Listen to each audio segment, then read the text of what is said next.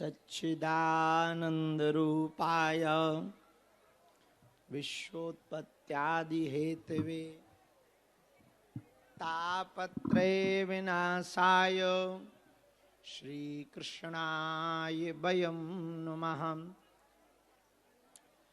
माता रामो मत्पिता रामचन्द्रः स्वामी रामो मत्सखा रामचन्द्रः सर्वस्वं मे रामचन्द्रो दयालुर्नान्यं जाने नैव जाने न जाने। दक्षिणे लक्ष्मणो यस्य वामे च जनकात्मजा पुरतो मारुतिर्यस्य तं वन्दे रघुनन्दनं। श्रीसीतानाथ समारम्भां श्रीरामानन्दार्य मध्यमाम् अस्मदाचार्यपर्यन्तां वन्दे श्रीगुरुपरम्पराम्। जय राधा के प्रेम धन जय जय नवल किशोर जय गोपी चित चोर प्रभु जय जय माखन चोर। बड़ा हुआ सो क्या हुआ जैसे पेड़ खजूर पंछी को छाया नहीं फल लागे अति दूर। तुलसी वृक्षाराम के निर्भय होए के सोए अनहोनी होनी नहीं होनी हो ये सोए। चलती चक्की देख कर दिया कबीरा रोए दो पाटन के बीच में साबुत बचा न कोई। डले रहो दरबार में धक्का मुक्का अमीरों के खाओ एक दिन ऐसा आएगा तुम ही करोड़पति हो जाओ।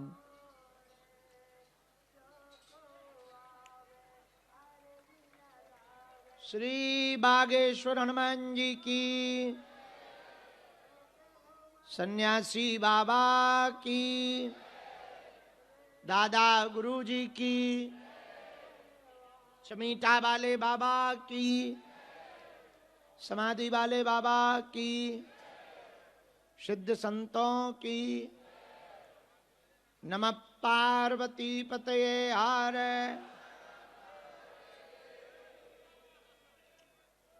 दो मिनट कीर्तन गा लो फिर दरबार चालू करें। राम राम राम जय जय राम राम राम।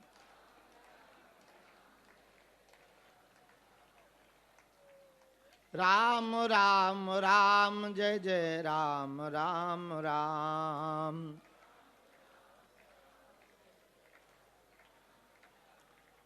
राम राम राम जय जय राम राम राम।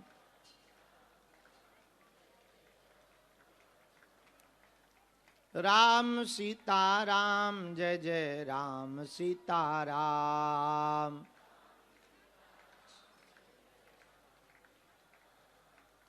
राम राम राम जय जय राम राम राम।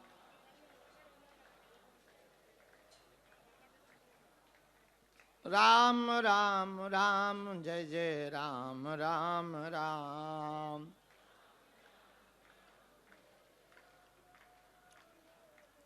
राम राम राम जय जय राम राम राम।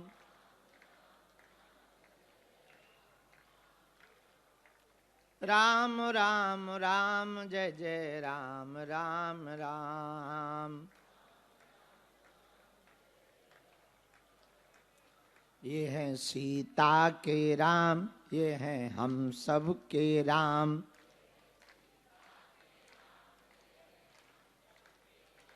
फिर बिगड़े बनेंगे तेरे काम।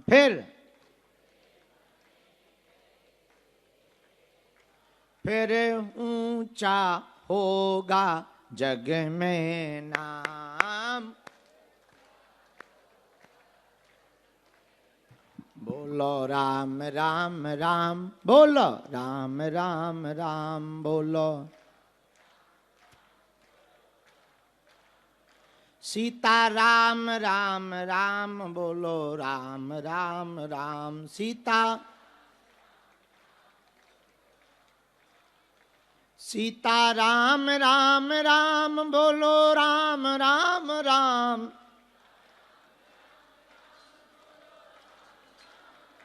सीता राम राम राम, बोलो राम राम राम। सीता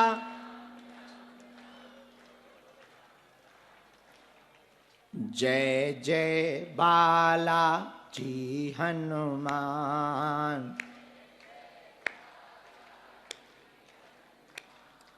संकट मोचन है हनुमान।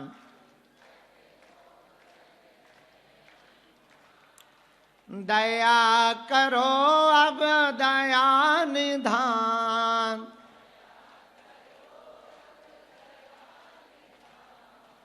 संकट मोचन है हनुमान।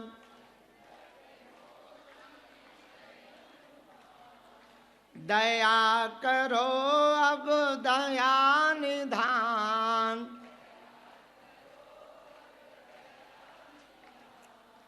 कष्ट हरो अब हे हनुमान।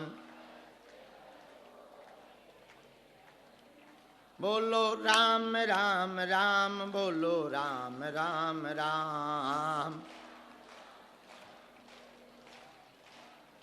सीता राम राम राम, राजा राम राम राम। सीता राम राम राम, राजा राम राम राम। जो नर बागेश्वर आता है,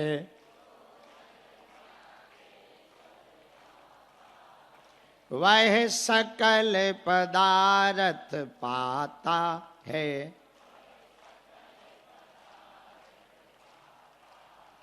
वो तो संकट मुक्त हो जाता है। वो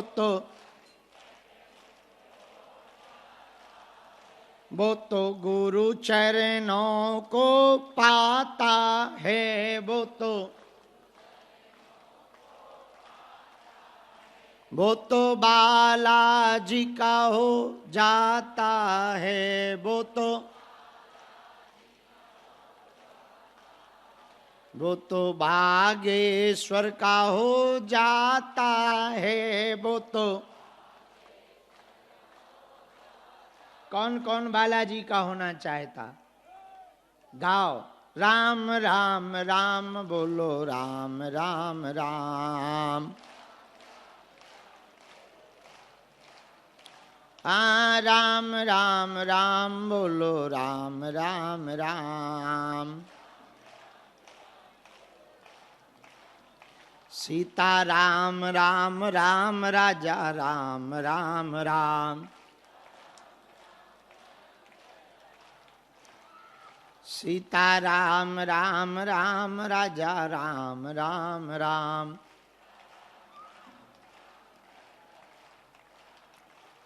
हाँ राम राम राम, बोलो राम राम राम।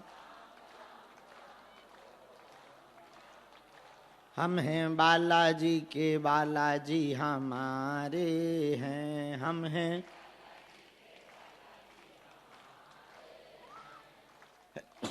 बालाजी के बालाजी हमारे हैं, हम हैं राम जी के राम जी हमारे हैं, हम हैं राम जी के राम जी हमारे हैं, हम हैं गुरु जी के गुरु जी हमारे हैं, ये तो प्राणन से भी प्यारे हैं। यदि बालाजी तुम्हारे भी प्रिय हैं, हमारे तो हैं, तो गाओ राम राम राम बोलो राम राम राम, जय जय राम राम राम बोलो राम राम राम,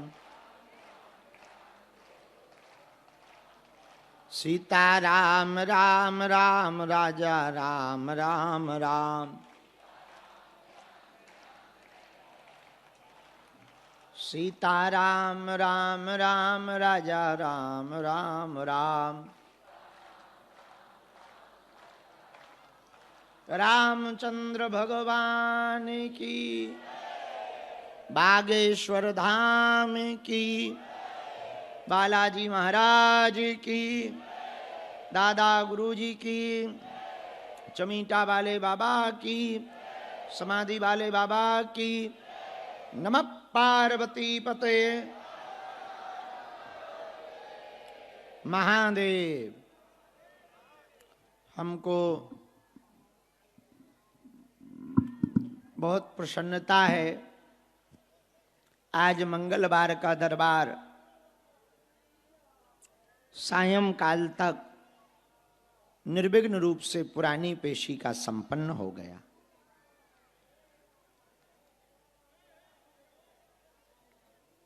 और उसके बाद हमने प्रसाद भी पा लिया, थोड़ा विश्राम भी कर लिया। हमारे गांव में कहावत है, खा पी करके पौड़ो, पिटाई करके दौड़ो। हाँ, एक दिन हमने पूछा कि खा पी करके पौड़ो तो ठीक है, मार पीट करके दौड़ो क्यों? बोले वहां रहोगे तो तुम पिट जाओ। हमने कहा तो ठीक है। बहुत ही अभूतपूर्व तरीके से हनुमान जी की कृपा से सेवा चल रही। एक मन में विचार आया, फिर जैसा आप लोग कहो वैसा निर्णय करें। शाम का दरबार यदि सुबह 6 बजे लगाया जाए तो कैसा रहेगा? हैं? आधे आधे बोल रहे हैं। शाम को ही ठीक है? दिन में गर्मी बहुत होती, तो विचार दिया हमको कि यदि शाम का सुबह लगाओ तो शाम को, तो फिर शाम को ही ठीक है।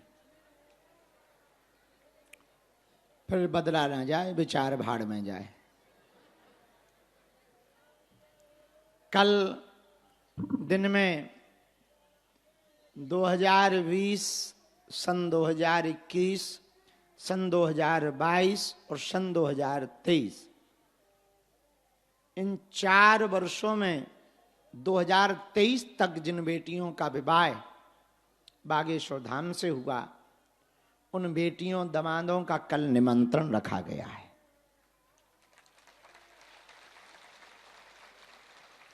मिलन समारोह रखा गया है। और परसों यानी 12 तारीख को जिन्होंने कन्या दान लिया है, उनका सम्मेलन रखा गया है। एक और खुशखबरी आ गई। खुशखबरी ये है, नवरात्रि में दरबार कथा इस बार कुछ नहीं है, लेकिन जिन्होंने सन्यासी बाबा की साधना ले रखी, 4 वर्षों से सन्यासी बाबा की साधना चल रही है। हर वर्ष शिवरात्रि के एक दिन पहले साधना दी जाती है। जितने भी सन्यासी बाबा के साधक हैं, उन सबके लिए बड़ी अद्भुत और प्रसन्नता की सूचना है। नवरात्रि की साधना के मध्य में 25 मार्च को सुबह 4 बजे बागेश्वर धाम पर सभी सन्यासी बाबा के साधकों को पहुंचना है। उस दिन आप सबके लिए विशेष साधना करवाई जाएगी।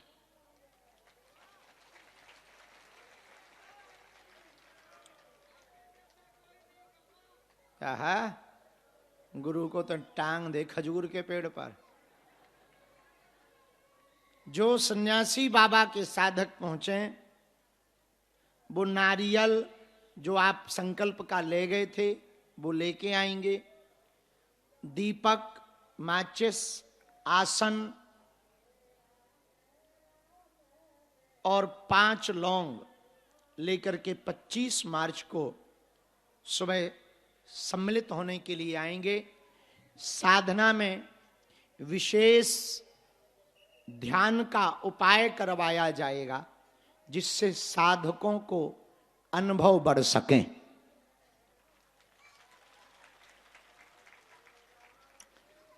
लेकिन समय याद रखें, 25 मार्च को सुबह 4 बजे जहां कन्या विवाह होता है, उस स्थल पर 3 सेट के नीचे सुबह 4 बजे पहुंच जाना है। सभी सन्यासी बाबा के साधक।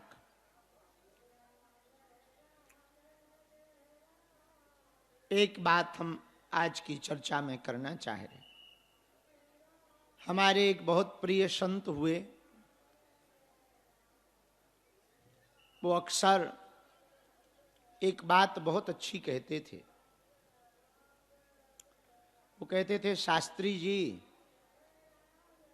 किसी को भी प्रभाव से अपना मत बनाओ। अपना बनाना ही है तो स्वभाव से अपना बनाओ। हमने कहा क्यों? बोले, शास्त्री जी, प्रभाव से किसी को अपना बनाओगे तो वो आपका तब तक रहेगा जब तक प्रभाव रहेगा, पर किसी को यदि स्वभाव से अपना बना लोगे तो वो तब तक आपका रहेगा जब तक आपका तन रहेगा, श्वास रहेगी। बात समझ आ गई है? पर हम लोगों का स्वभाव कैसा है? काम पड़े कछु और है, काम करे कछु और, ब्याह होत के बाद में नदी सिरावे मोर। ऐसा स्वभाव है हम लोगों का। बोले कैसा? बोले जब काम पड़े तब कछु और स्वभाव है, काम निकल जाए तो कुछ और स्वभाव है। जैसे विवाह होने के बाद जो सेहरा दूल्हा शादी के समय बड़ा संजो करके रखता है, ध्यान रखता है, बड़ा संभाल करके रखता है, पर ब्याह होते ही उसे नदी में फेंक देता है, लापता हो जाता है, वैसे ही मनुष्य का स्वभाव है। काम पड़ने पर वो कुछ और व्यक्ति को इज्जत देता है, काम निकल जाने पर कुछ भी इज्जत नहीं देता है। तो प्रभाव से आप किसी को बनाओगे तो जब तक उसका स्वार्थ आपसे होगा तब तक तो वो विनम्रता पूर्वक रहेगा, फिर वो अपनी असली औकात दिखा देगा। इसीलिए किसी को भी अपना प्रभाव से मत बनाओ, बनाना ही है तो अपना स्वभाव से अपना बनाओ।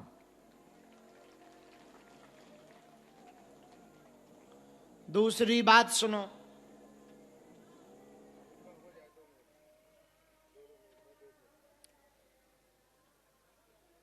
इत्र लगाओगे तो महकोगे, पक्का है। पर इत्र कब तक महकता है? जब तक धुल ना जाए। थोड़ा अच्छी क्वालिटी का होगा तो 2 दिन तक, फिर खुशबू बंद हो जाएगी। इत्र की खुशबू से महकने का भाव रखने वाले जितने लोग हैं, हमारी बात सुनो, इत्र की खुशबू तो अस्थायी होती है, टिकाऊ नहीं होती है। आप अपने किरदार की खुशबू से महकना प्रारंभ करो। अपना किरदार इतना मजबूत करो, इतना महत्वपूर्ण करो कि भले ही शरीर में इत्र ना लगा हो, पर किरदार यदि बढ़िया होगा ना आपका, तो खूब महकोगे। और आदमी तो आदमी तब है जब उसके पहुंचने के पहले उसका नाम पहुंच जाए। आदमी पहुंचा हुआ कौन है? कि भाई फलाने यहां पर आ रहे हैं, ये नाम पहुंच जाए। अमुक आदमी यहां आ रहा है, वो आदमी है। हम आपसे भी प्रार्थना करेंगे, आपके अंदर भाव प्रबल हो, जोश और जुनून हो, लगन पक्की हो, अनवरत आप लगे रहो। बिहार का एक आदमी हुआ, नाम आप सबने सुना होगा, दशरथ माझी। उसने पूरे पर्वत को चीर कर रास्ता बना दिया, 2 भाग कर दिए पर्वत के। बताओ, भला गांव वाले शुरू शुरू में हंसते थे, क्या कर रहे हो? बोले रास्ता बना रहे हैं पर्वत के बीच से। गांव वाले बोले पागल हो क्या, कहीं पर्वत को चीर कर रास्ता बनता है? बोले क्यों नहीं बनता है। गांव वाले हंसते रहे, ऐसे ही मर जाओगे, पूरी ख्वाहिश नहीं हो पाएगी। लेकिन एक दिन आया, उसकी ख्वाहिश भी पूरी हुई, पर्वत के बीच से रास्ता भी निकला, और आज पूरे विश्व में अपने जोश और जुनून के लिए वो जाना जाता है। इस कहानी का आशय है कि यदि हमारे अंदर जोश और जुनून रहेगा अनवरत, एक दिन ऐसा आएगा जीत आपकी पक्की होगी। तीसरी बात सुनो,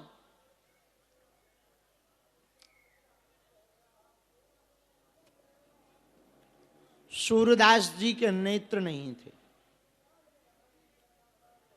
आंखें। गांव में लोग उन्हें धक्का दे देते थे, उल्टा सीधा बोल देते, हे अंधे।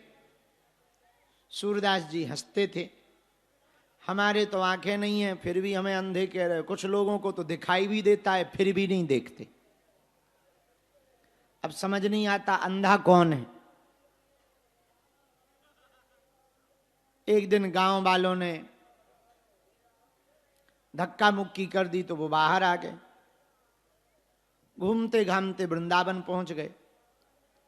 वृंदावन में उनकी आदत थी, रोज ठाकुर जी के मंदिर में जाकर के एक स्वरचित पद सुनाते थे, और जो वो पद गाया करते थे वहां पर, उस पद में भगवान की छवि का वर्णन करते थे कि आज भगवान ने ऐसे कपड़े पहन लिए, आज भगवान ऐसे लग रहे हैं, आज भगवान ने ऐसी माला पहन ली है,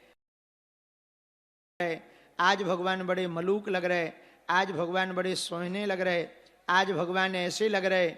रोज यही पद सुना करके भगवान को रिझाते थे। मंदिर वालों को लगता था कि कोई इनके कान में बता देता है पहले से कि आज भगवान ने पीले कपड़े पहने, आज भगवान ने लाल वस्त्र पहने, आज भगवान ने हरे वस्त्र पहने। अब वो वैसे ही पद गाते थे तो लोगों को लगता है ये पहले से किसी से पूछ लेते। तो एक दिन गुसाइयों ने, पुजारियों ने विचार किया कि जरा चेक करें ये सही में अपने आप ऐसा बोलते हैं कि कोई बताता है। तो अचानक से पुजारियों ने क्या किया, जैसे ही सूरदास जी मंदिर में आए भगवान के कपड़े ही निकाल दिए, एक भी कपड़ा नहीं छोड़ा, पूरे कपड़े निकाल दिए। अब पुजारी जी और गोसाई जी सूरदास जी के बगल में खड़े होके बोले, बाबा बताओ आज भगवान ने कौन से रंग के कपड़े पहन लिए? तो सूरदास जी बोले, क्षमा करो। नहीं नहीं बाबा बताओ। नहीं नहीं क्षमा करो भैया, रहने दो, आज मन नहीं है पद गाने का। अरे कैसे नहीं है मन, गाओ, बताओ आज कौन से कलर के भगवान ने कपड़े पहने हैं? तो सूरदास जी ने दोनों हाथ अपनी आंखों में लगा करके कहा, आज भगवान सबसे ज्यादा सुंदर लग रहे। गोसाई पंडित बोले, क्यों? बोले आज पूछो मत, बड़े सुंदर लग रहे। बोले कैसे लग रहे? तो सूरदास जी तुरंत गा करके बोले, देखेरी हरी आज नंगम नंगा, देखे रे हरी आज नंगम नंगा। हमने आज तक भगवान का ऐसा रूप नहीं देखा। बोले क्या देखा? बोले आज भगवान नंगम नंगा है, कपड़ा है ही नहीं है भगवान के ऊपर, और आंखों को छुपा करके मारे शर्म के मुंह टेढ़ा कर लिया। तब गुसाइयों को समझ में आया कि हम लोगों के आंखें भी हैं फिर भी भगवान को नहीं देख पा रहे, और धन्य है सूरदास जी, इनके तो आंखें भी नहीं है पर ये भगवान को देख पा रहे हैं। इस बात पर एक बात और बोले, कह दो, बोलो जरा जोर से कहो, और जोर से कहो। इस बात पर एक बात यह है प्रियजनों कि हम मंदिर भगवान के जाएं, भगवान को ना देख पाएं तो भी कोई बुराई नहीं है। भगवान के सन्मुख द्वार पर खड़े हो जाएं, हम भले ही भगवान को ना देख पाएं, भगवान हमें देख ले, वह सोई काम बन जाएगा।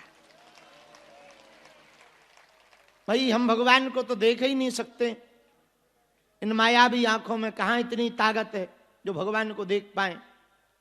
हम लोगों की आंखें तो वैसे ही न जाने क्या क्या विचित्रता देखती रहती। तो भगवान की दृष्टि तो अपार है। श्री रामचंद्र कृपालु भजमन स्तुति में, रामाष्टकम में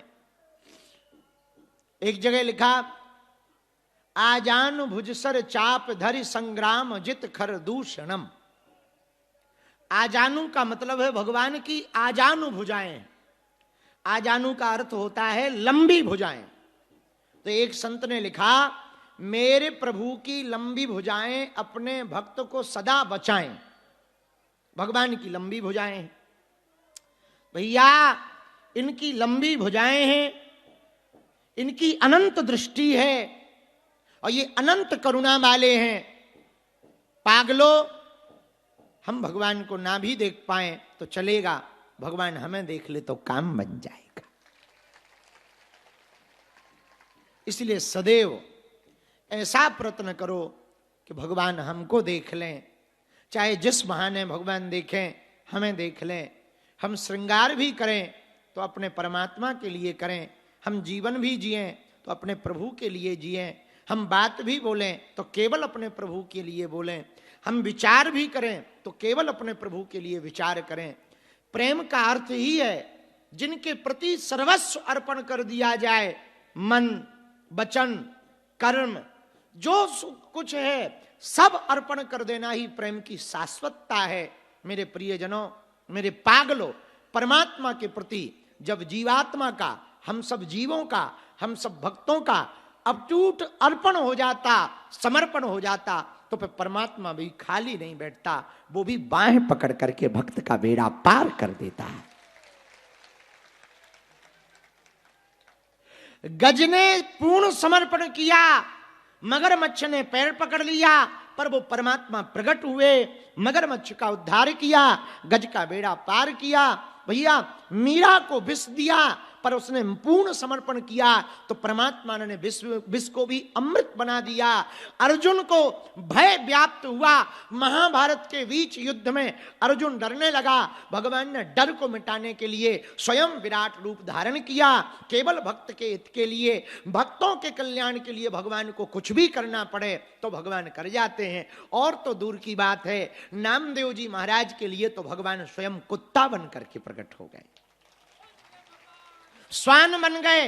नामदेव जी रोज रोटी बना करके रखते थे, लेकिन जैसे ही वो स्नान करने, वो जल भरने जाते थे, तब तक कोई रोटी खा जाता था। नामदेव जी बड़े परेशान कि हम रोज जाते हैं जल भरने, तब तक कोई रोटी खा जाता, अकेले आदमी, अब पता नहीं रोटी कौन खा जाता। अच्छा, रोटी खा जाता पर घी नहीं लगाता, घी रखा रहता। एक दिन नामदेव जी ने छिपकर देखा, एक कुत्ता आया चुपके से और रोटी ले जाने लगा। नामदेव जी पहचान गए कि रोज हम भोग लगाते हैं, भगवान ही ये रूप धारण करके आते हैं। तो जैसे ही कुत्ते ने रोटी पकड़ी और भागने लगा, नामदेव जी ने घी की कटोरी ली और नामदेव जी पीछे पीछे, कुत्ता आगे आगे। नामदेव जी चिल्ला रहे, प्रभु सूखी ना खाओ, गले में फंस जाएगी, घी तो लगा लो। आगे आगे श्वान, आगे आगे कुत्ता, पीछे पीछे नामदेव जी घी की कटोरी लिए दौड़े जा रहे, दौड़े जा रहे। लंबा रास्ता हो गया, पैर में चोट लग गई, गिर पड़े, और जैसे ही गिर पड़े तो भगवान से भी नहीं रहा गया। अब हम काहे को लीला करें, भक्त को चोट लग गई। भगवान भी कुत्ते के रूप में, जो श्वान भागा जा रहा था उसी के रूप में भगवान प्रकट हो गए। बोले लाओ नामदेव जी घी लगाओ। जहां भक्त का संपूर्ण समर्पण होता है परमात्मा वहीं प्रकट होता है। अब आप चापलूसी करके परमात्मा को नहीं पा सकते हो, आप दिखावा करके भगवान को नहीं पा सकते हो कि मंदिर में आए, गुरुजी के सामने आए, राधे राधे राधे राधे राधे राधे, और जैसे ही दरबार हो गया सो आधे आधे आधे आधे आधे आधे आधे। ऐसे में परमात्मा की कृपा, बालाजी की कृपा को नहीं पा सकते हो। तुम यहां आके हाथ जोड़ के बैठे हो और जैसे ही दरबार हो गया तो तुरंत है चाय ले आओ, चाय, कचौड़ी उठा के चटनी डाल, चटनी दे। तो अब आप कहो भाई इसका मतलब भोजन पाओ, पर आप कहो कि हम दिखावा की भक्ति करके भगवान को प्रसन्न कर लें तो भगवान प्रसन्न नहीं हो सकते। भगवान दिखावा की भक्ति से प्रसन्न नहीं होते, भगवान प्रभाव से प्रसन्न नहीं होते। परमात्मा तो भाव से प्रकट होता है, भाव से प्रसन्न होता है। रामचरितमानस में इसका स्पष्ट वर्णन है। भाव को भाई अनक आलस हूं, नाम जपत मंगल दिश दस हूं। भाव से भजो या कुभाव से भजो, भगवान जो है नाम जपते ही दसों दिशाओं में मंगल होने लगता है। इसलिए मेरे पागलों, मेरे प्रिय श्रोताओं, हमारे प्रिय आत्माओं, जितने भी दरबार में यहाँ उपस्थित आज जन समुदाय हुआ, हमारी संपूर्ण जनमानस से प्रार्थना है तुम भाव से बालाजी को बुला कर तो देखो, भाव से बालाजी के चरण पकड़ करके तो देखो। पर्चा बने या ना बने पर काम तो सफल हो करके तुम्हारा रहेगा। कली काल के एकमात्र देवता श्री बालाजी महाराज हैं, जो स्वयंभू रूप में विराजमान श्री बागेश्वर हनुमान जी बनकर बैठे हैं। यही बालाजी तीन जगह रूप में, तीन रूपों में बैठे हैं। भारत में हनुमान जी तीन जगह बालाजी बनकर के विशेष रूप से पूज रहे हैं। सालासर बालाजी के रूप में पूज रहे, मेहंदीपुर बालाजी के रूप में पूज रहे, मध्य प्रदेश के छतरपुर जिले के गड़ा ग्राम के इस छोटे से स्थान पर बागेश्वर बालाजी के रूप में पूज रहे हैं। लाखों लोगों की बिगड़ी बनाने वाले बालाजी, खाली झोली भरने वाले बालाजी, रोते हुए को हंसाने वाले बालाजी महाराज बड़े दिव्य हैं, भव्य हैं। यहाँ की शक्तियां बड़ी दिव्य हैं भैया, ऐसी दया कृपा करते हैं। कोई भी इस दर से खाली नहीं जाता है, कोई भी यहाँ पर बाहें पसारता है, बालाजी उनकी बाहें पकड़ करके सदा सदा के लिए अपना बना लेते हैं। ऐसे बालाजी जहां सन्यासी बाबा ने 1.25 करोड़ हनुमान चालीसा का पाठ किया, जब तप किया, जहां परिक्रमा लगाने का महत्व है, जहां नारियल बांधने का महत्व है, जहां पेशी करने का महत्व है, जो भी भगत 21-31 पेशी का नियम लेकर के बालाजी के चरणों में माथा टेकता है, सेना पहुंचती है। स्वप्न में 2 दिन तक बंदर दिखाई देते हैं तो समझ जाना बालाजी ने सेना पहुंचा दी। अब काम सफल होकर के ही रहेगा, पर्चा बने या ना बने, काम तो होकर के ही रहेगा। और भैया ऐसी कृपा बालाजी करते हैं, हमने आंखों से देखा। कल की बात है, कल रात की, आप लोगों ने देखा होगा, वो वीडियो किसी ने बनाया होगा तो देखा होगा। कल रात को एक बालक आया, उसने हमें बताया, माइक से ही बता रहा था, बोले गुरुजी 2 साल से हम धाम आ रहे हैं, हमारी डॉक्टर ने कह दिया था कि ट्रांसप्लांट होकर के ही रहेगा, किडनी खराब हो गई थी, बिना ट्रांसप्लांट के तुम सही नहीं होगे, हालत गंभीर हो गई थी, और हमने बालाजी की चरण शरण पकड़ी, आज ना डायलिसिस हो रहा है ना ट्रांसप्लांट होना है। ऐसी प्रत्यक्ष दवा कृपा बालाजी की, उसने दवा भी ली और बालाजी की भभूति भी ली और झाड़ा भी लगवाया, उसका ऐसा प्रताप हुआ। भला भैया, भला बालाजी तो दया करने वाले दयालु, कलयुग के देवता, नाश है रोग हरे सब, नाश है रोग हरे सब पीड़ा, रोगों को नाश करने वाले, पीड़ा को मिटाने वाले श्री हनुमान जी महाराज बालाजी महाराज हैं। कैसा भी विघ्न बना हो, उपद्रव मचा हो, बालाजी की चरण शरण पकड़ के पेशी नियम शुरू कर दो, बालाजी सबकी बिगड़ी बनाते हैं। आप लोगों की भी बिगड़ी बागेश्वर हनुमान जी महाराज बनाएंगे। सबको यही मंगलाशीष आशीर्वाद है, सबका मंगल हो, बालाजी कृपा करें। अब बिना विलंब किए हुए दरबार प्रारंभ करते हैं। जिनको बुलाया जाए उनको आना है, जिनको ना बुलाया जाए उनको नाम जप करना है। ये मोबाइल वाले भैया पीछे जाके बैठ जाएं, जो सामान ले ले करके आ रहे हैं, भैया 2 ठैया सेवादार छोड़ दो, हम आपके पास वहीं लोग भेज देते हैं, वहीं सामान दे देना, उसी में तुम जो फल मिठाई प्रसाद फोटो माला जो लेके आए हो, रुपया पैसा सोना चांदी सब डाल देना, हम सब पचा लेंगे, तुम टेंशन ना लो। हाँ, बाहर में गया, अभी कन्या विवाह का कर्जा है वो भी चुक जाएगा, और अगले साल में 6 मार्च को 325 बेटियों का विवाह है, बढ़िया आनंद के साथ वो भी संपन्न हो जाएगा। और भगवान की कृपा और आप लोगों के मंगलाशीष आशीर्वाद से कैंसर हॉस्पिटल बन रहा है। अगले साल के अंत में हमें भरोसा है बालाजी ऐसी कृपा करेंगे, उसका भव्य उद्घाटन होगा। 2027 के अंत और 28 के प्रारंभ में भव्य उद्घाटन होगा। सबको हमारा आज से ही निमंत्रण है, और तुम लोगों को गर्व होना चाहिए, गौरव होना चाहिए कि ऐसे पावन तीर्थ बागेश्वर धाम से जुड़े हैं, जहां अन्नपूर्णा निःशुल्क है, जहां अनवरत संकीर्तन चल रहा, जहां हर वर्ष गरीब बेटियों का विवाह करवाया जा रहा, जहां पर वैदिक गुरुकुलम चल रहा, और जहां पर आने वाले दिनों में दवा और कृपा दोनों एक ही जगह से प्राप्त होगी। जो दवा से ठीक नहीं होंगे वो बालाजी की हवा से ठीक हो जाएंगे। हाँ हाँ हाँ हाँ, बालाजी की कृपा से ठीक हो जाएंगे। हवा क्या, फूंक, हम झाड़ा ही तो लगाते हैं उनका नाम का, तो फूंकते हैं। हाँ, ये हवा की बात कर रहे थे हम। हाँ, तो जो दवा से ठीक नहीं होंगे वो बालाजी की हवा से ठीक हो जाएंगे, और जो हवा से ठीक नहीं होंगे सो हवा खिसक जाएगी। उसके आगे भी तो एक लफड़ा है। तो बालाजी महाराज का पावन दिव्य स्थान, अद्भुत पूर्व दर्शन तो सबने किए हैं, अच्छे से किए, आनंद आ रहा है। आजकल धाम कैसा लग रहा? हमने बहुत बदलाव किए हैं, थोड़ा ठीक हुआ धाम। हाँ, और भी बचा खुचा हो जाएगा, तुम टेंशन ना। बागेश्वर धाम की, बालाजी महाराज की, बोल चमीटा वाले बाबा की, समाधि वाले बाबा की। परसों 12 तारीख है। क्या है परसों?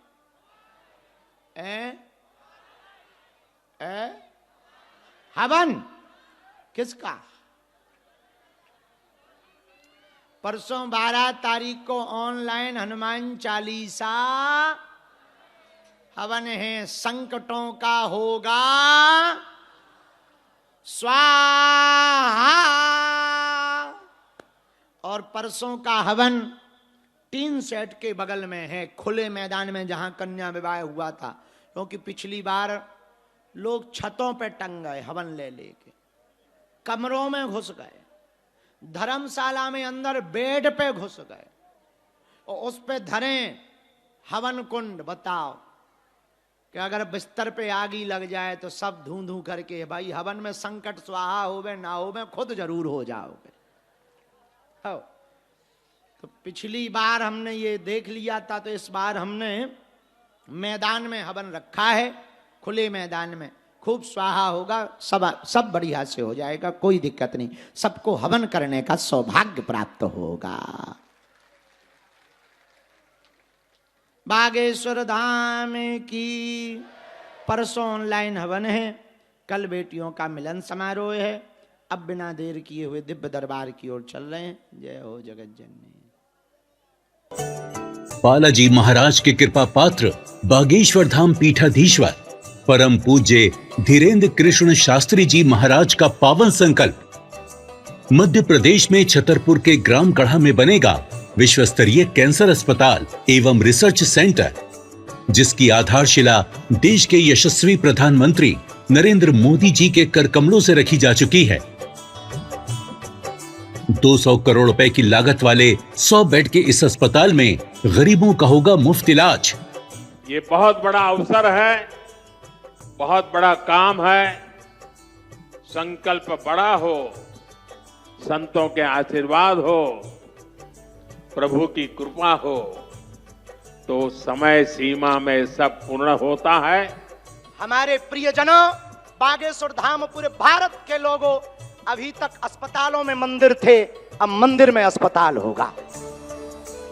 कैंसर हॉस्पिटल निर्माण हेतु सहयोग देकर पुण्य के भागी बने।